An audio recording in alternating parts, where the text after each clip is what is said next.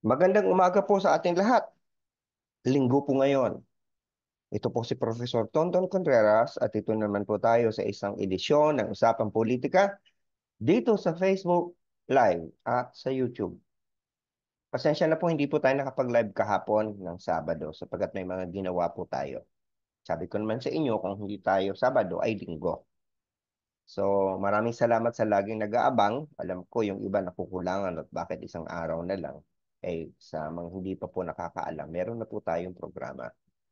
Yung punto de vista na nasa PTV4 sa Rise and Shine Pilipinas. Segment po yun. Kada umaga, abangan niyo po ako. Ang programa po nagsisimula ng alas 6, natatapos ang alas 8. Pero yung segment ko po, mga bandang alas 7:15, minsan napapaaga, mas may limit 7:15 or a little bit later. 5 to 7 minutes lang po yun ng mga pagtalakay ng mga importanteng issue. Kaya araw-araw nyo pa naman ako nakikita. Kaya lang maikli lang, mga 5 hanggang 7 minuto lang.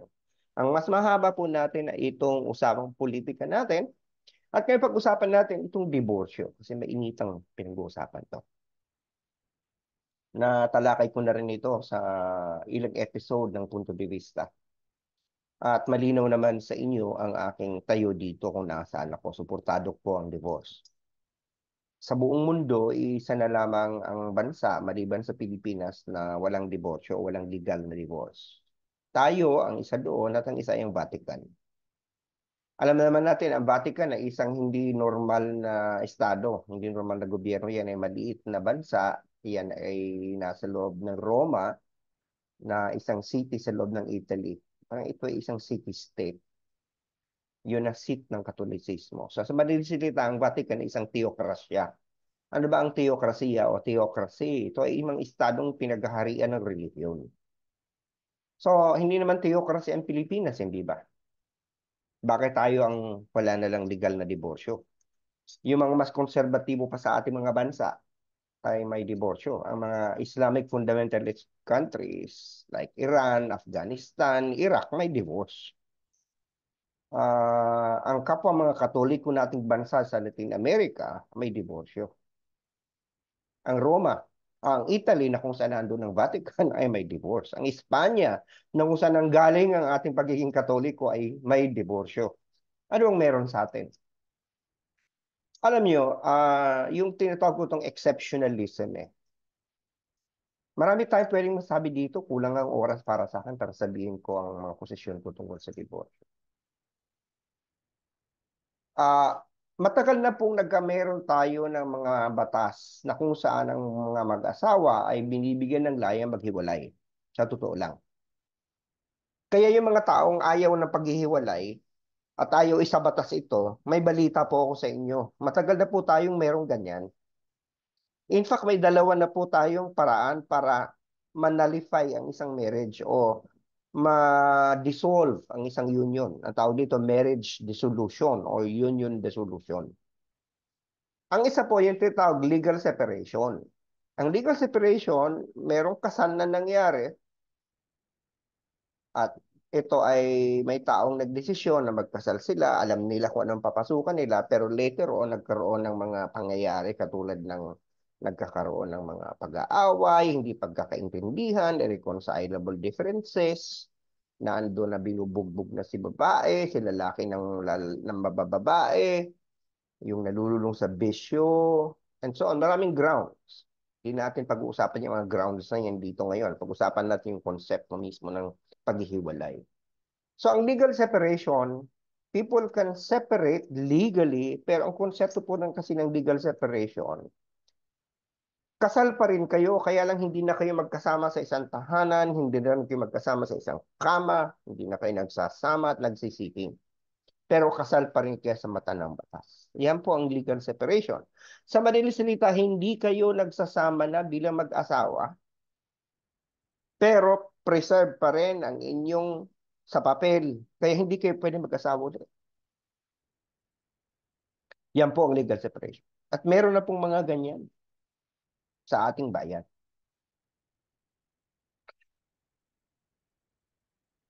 Meron namang isa pa, yung annulment. Narinig nyo na siguro yan. Ano ba yung annulment na yan? Ang annulment naman po, yan po ay paghihiwalay. Pero ang kakaibahan yan, sapagkat dapat mong patunayan na sa simula pa lamang yung kasal ninyo ay walang bisa. Madaling salita, merong pandilin lang, merong pamimikot, tinutukan ka ng baril against your will, merong panluloko, sapagkat akala mo walang asawa yung isang tao, yung pala merong asawa, eh naturalmente hindi pwedeng ikasal, bigamiya yan eh, di ba? Or kaya, sa panahon na kayo'y kinasal, yung huwes na sa inyong nagkasal, either hindi tunay na huwes, pero wala pa lang lisensya. Or yung pare nagkasal sa inyo, pare-parian lang, hindi naman tunay na pare. Na salita, merong panlilin lang. O yung nagpakasal sa iyo, niloko ka, may mga inarkila na mga magpapanggap na pare at huwes para pakasalan mo. Yan po ang ibig sabihin ng annulment. Sa simula pa naman kailangang mapatunayan mo na walang kasal na nangyari. Okay? So ang annulment, kailangan mismong sa panahon na kayo'y kinasal, meron ng pandidin lang, may nanloko. At ang isa pang dagdag na ground sa annulment, yung merong psychological incapacity nung panahon na kinasal kayo, wala ka sa tamang wisyo. Lasing ka, nilasing ka, pinainom ka ng gamot, napampatulog, di ba? Or kaya mismo ikaw, wala ka sa tamang wisyo. Kailan patunayan sa korte yan? Na ikaw ay psychologically incapacitated nung panahon ng kasal nyo. Yan. Ibig sabihin niya, pag na-approve ang annulment ninyo, you are not married ever. There was no marriage to talk about. So madali salita, pag annul ka, pwede ka magpakasal uli. Kasi wala, hindi ka naman nag-asawa. Maraming nagtatanong, ano mangyayari sa mga anak nyo? Yun ang isang conundrum sa ngayon kasi tinanong ko to sa asawa ko. Ay, hindi sa asawa ko, sa kapatid kong judge. Sabi niya, oo nga, hindi daw nila naisip yan. Ano mangyayari sa mga bata? Illegitimate kaya sila? May karapatan kasi sila magmana? Yan ang mga hindi pa malinaw. Kasi kung walang kasal na nangyari at nagkaanak kayo, ibig sabihin illegitimate yung bata. Hindi ba? Pero may nagsasabi naman, principle of operative fact yan eh. Pinanganak kayo, nag-anal yung mga magulang nyo, pero nung panahon na pinanganak kayo, sila ay kasal. Kahit yung kasal ay hindi tunay. Parang ganun. Anyway, hindi ko masagot yan sa ngayon sapagkat patuloy kong nire-research yan. Kasi si legal separation, kasal pa rin. So yung kahit maghiwalay, yung mga anak legal na anak yan. Kasi legally married ka pa rin. Kaya lang legally separated nga lang. So nakita niyo po yung pinagkaiba ng legal separation sa divorce. Ng legal separation sa annulment. Ngayon, saan dyan ang divorce? Ang divorce po, ibig sabihin yan, legal separation yan, pero ginagrant na rin ng karapatan ang bawat isa na mag-asawa. Sapagkat hindi na lamang legally separated pero marriage is intact. Ang nangyari sa divorce, there is really a complete dissolution of the marriage. A marriage actually happened. Kaya lang, it turned south. It went sour. Someone changed. At hindi po basta-basta pwede magdiborsyo ang mga tao. Kasi yun ang sinasabi ng mga kontra, na parang pwedeng pumunta kinaumagahan, pupunta na sa korte. Magdidiborsyo na. Ang tawag diyan, no-fault divorce. Hindi wala po yan dun sa pinapaknukala sa House of Representatives. Kailangan kang dumaan sa proseso. Maraming grounds ang divorce sa Pilipinas. Okay? Babasahin po natin yan mamaya kung ano yung mga grounds na yan. Pero gusto ko lang ipakita sa inyo ang pinagkaiba ng divorce, annulment at legal separation. Kasi sa legal separation, separated pero ay mananatiling kasal. So mananatiling pa hindi pwedeng mag-asawa uli. Ganyan ang uh, uh, epekto. Sa annulment naman, kailangang patunayan mo sa simula pa lang ay wala ng kasal na nangyari sapagkat yung kasal ay bogus. May panlulokong nangyari. Gets nyo, di ba? Sa simula pa lang. Okay? Yan ang annulment. Sa diborsyo, may kasal na nangyari. Hindi siya null and void from the beginning. But unlike legal separation, pinapayagan ang mga naghihiwalay ay mag-asawa uli sapagkat hindi na rin sila legally married. They're just legally separated. They are now legally married. Okay? Okay. Pero, ang pagdidiborsyo ayon sa panukalang batas, hindi yan basta-basta nangyayari. May mga grounds yan. Basahin ko sa inyo mga grounds. Ang grounds ng absolute divorce actually ay katulad rin ng grounds ng legal separation. Ang pinagkaiba nga lang, magkakameron na ngayon ng karapatan na mag-asawa uli. Ano yung mga grounds na yon? Una, physical violence or grossly abusive conduct directed against the petitioner, a common child or a child of the petitioner. Yung binubugbog yung kung sino yung nagpetisyon, sinasaktan yung kanyang anak, sinasaktan kung meron siyang anak sa prior relationship or kayo yung anak nilang dalawa. Physical violence or moral pressure to compel the petitioner to change religious or political affiliation, yung pipersahin kang magpalit ka ng relihiyon ng ayaw mo. O kaya, pagpalit ng political affiliation. Yung attempt of respondent to corrupt or induce the petitioner. Kasi kung nagdi-divorce, meron niyang sasampahan mo ng kaso ng divorce yung asawa mo. So merong petitioner, yung sino nagsampa ng diborsyo at yung respondent, yung kabila, yung asawa na gustong diborsyohan. So, isa pang ground, kung yung respondent, may attempt na i-corrupt or induce ang petitioner, ang common child, or a child of the petitioner to engage in prostitution. Ground yan for divorce. Final judgment, sentencing the respondent to imprisonment of more than 6 years. Ito, kapag meron kang asawa na merong sinintensya ng korte ng sentensya na more than 6 years, pwede ka na mag-divorce. Drug addiction, habitual alcoholism, or chronic gambling. Ground for divorce yan. Homosexuality of the respondent. Contracting by the respondent of a subsequent bigamous marriage, yung nagpakasal sa iba, nakasal sa iyo. Attempt of the respondent against the life of the petitioner, yung pagtatangkang patayin yung anak niyo o yung anak ng petitioner sa ibang lalaki o abandonment of petitioner by respondent without justifiable cause. Yung iiwanan ka na lang bigla for more than 1 year.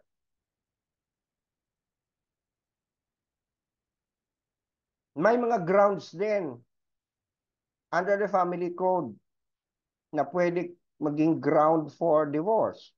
Yung lack of parental consent nung panahon na kinasal kayo, yung insanity, fraud, force, intimidation during the time of marriage. So, yung mga grounds ng annulment at legal separation, ground na rin yan for divorce. Now, manisalita, hindi basta-basta pwede mag-divorce. Kailangan ka mag-undergo ng proseso. In fact, sinasabi nga ng bill ng House na aprubahan na kailangan kang magkaroon ng 60-day cooling off period once nag-file yung petitioner. Kunyari yung babae, yung lalaki, file. Maghihintay ng 60 days bago aktuhan niya ng korte. Bakit may cool off? Kasi baka naman mainitan na lang ulo, nag-aaway lang itong dalawang ito. So, hinihintay ng korte, sige, magpalamig muna kayo. Tingnan natin kung after 60 days, ay gusto pa rin ng isa na mag-divorce. Merong ganyan. Pero ang ano ito, once after, mas pinadali ang proseso, mas mura. In fact, meron pa nga yatang court-assisted proceeding eh. Yung kapag walang pera yung tao, pwedeng ang korte mismo, mag-file lang siya, tapos korte na ang magpo-process. Okay? Now, maraming nagsasabi na, pag ganun, madali na mag-divorce. Abay, madali. Pero hindi yun kailangan gawin. Hindi yan para sa lahat. Kasi ang akala ng iba, pag mag-divorce, magkaroon ng divorce left and right. Alalahanin nyo. Hindi porket mag-divorce ka, wala ka ng responsibilidad. Sapagkat after the divorce, you still have to settle alimonies. Pagsusustento pa rin kapag ang mag-file ng divorce ng babae, ang lalaki na din magdidiborsyohan, meron pa rin siyang responsibilidad sa kanyang mga anak na gastusan ang mga ito sa kanilang pag-aaral, sa kanilang ah, ah, ah, kung nagkakasakit sila, yung pagkain nila. May usapan yan, may judgment yan ng court. Hindi pwedeng madali naman pang i-divorce ko asawa ko para wala na akong problema. Hindi pwedeng ganun. Hindi ba?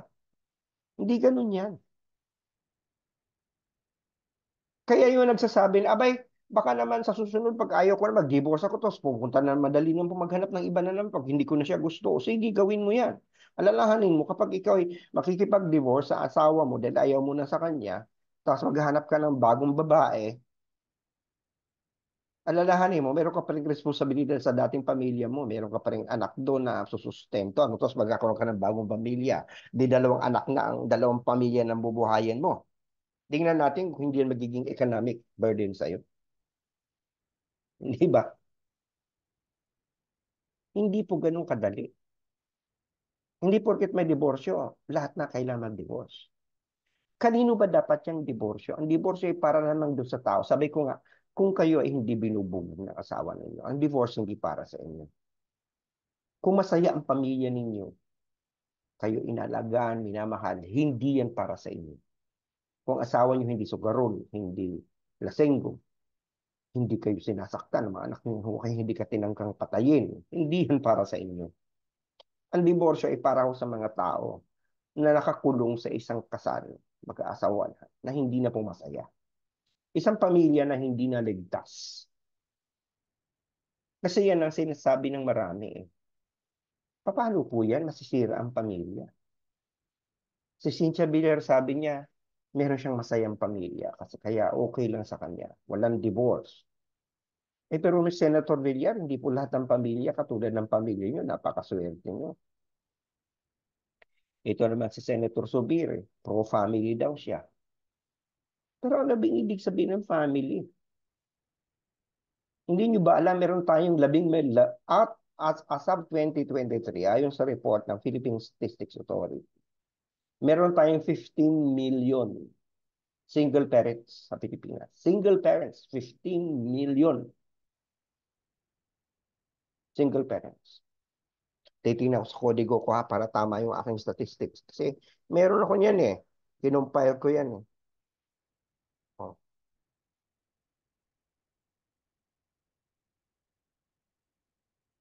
Meron akong ginawa eh. Oh, ito.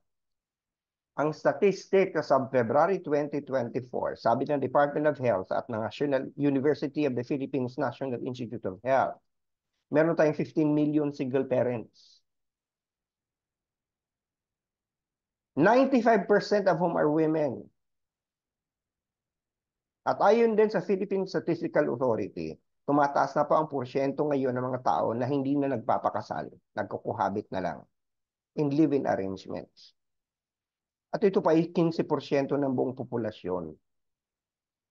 Tumaas po ito.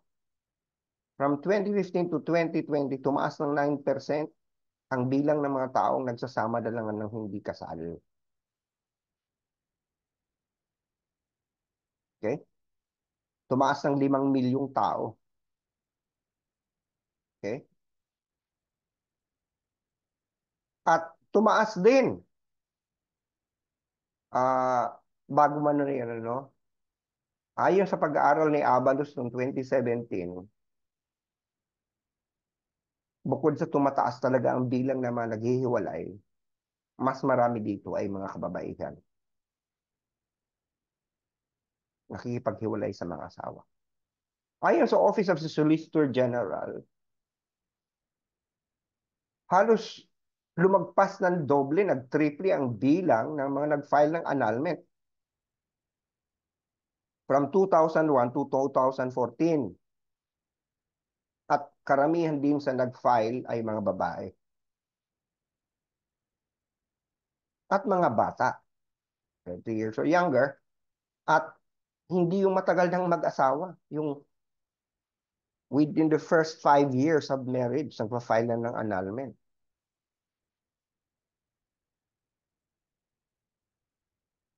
So, malinaw na marami na tayong mga non-traditional families. Kaya nga natutuwa ako na merong party list ngayon na ang magiging advokasya ay ang mga non-traditional families na ito. Huwag mong sabihin, Senator Subir, na mga to hindi pamilya. Pag-iisang magulang, paghiwalay, pag-live-in arrangement, they are families.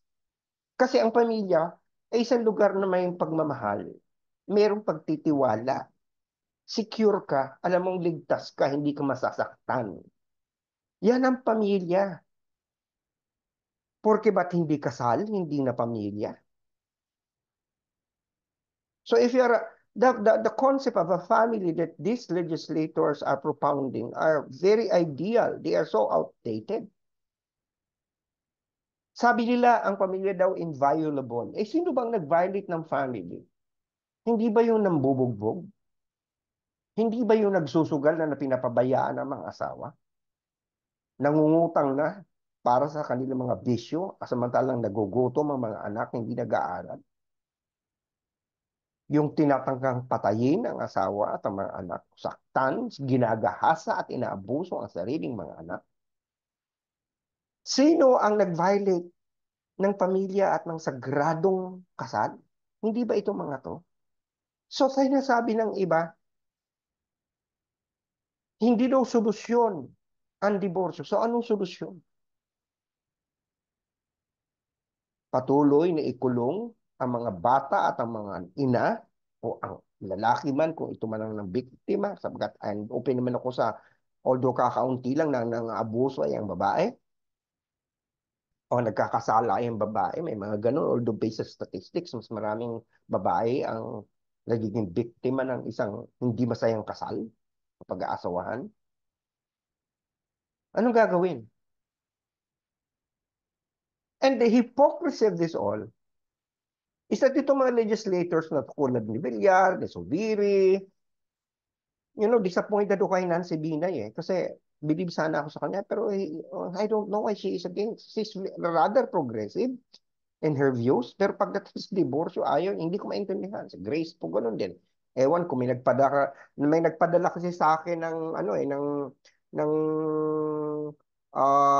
table kung ano yung mga opinion ng mga legislator, mga senador.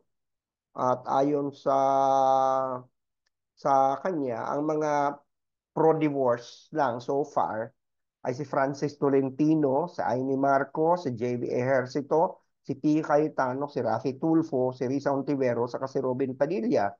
Mantala mang hindi gusto ng diborsyo si Alan Cayetano, si Bongo, Cynthia Villar, Francis Escudero, Grace Po, Jingo Estrada, Joel Villanueva, Coco Pimentel, Loren Ligarda, Madam, ano nangyari? Mig Subiri, Nancy Binay, Sonny Angara, Wingat Salyan. At pagkatapos sa mga hindi daw pa masyadong, pag ganito talo ang diborsyo, wala talagang baka 13 na yung mga yan eh. Sana magbagong isip sila. Ang mga undecided, si Bong Revilla, si Lito Lapid, si Mark Villar, saka si Ronald De La Rosa. Ang mas tinitingin ko dito, itong mga babae, si Cynthia Villar, forget it. If there is one senator that has so much displeased me, Cynthia Villar. Pero itong si Grace po, si Nancy Binay, si Lauren Legarda, anyari, hindi ba? Madam, Madam Nancy, you know, magkasama tayo sa pagtatanggol sa masungi. Buhay ng buhay ng environment yun eh. Ganon din si Lauren Legarda. Pero, teka muna, hindi ba? Ano nangyari? Ba't pagdating sa ecosystem ng family, sa ekolohiya ng pamilya, parang napaka-conservative ninyo? Diba? Hindi ko maintindihan sa senator po kung bakit siya ayaw ng divorce.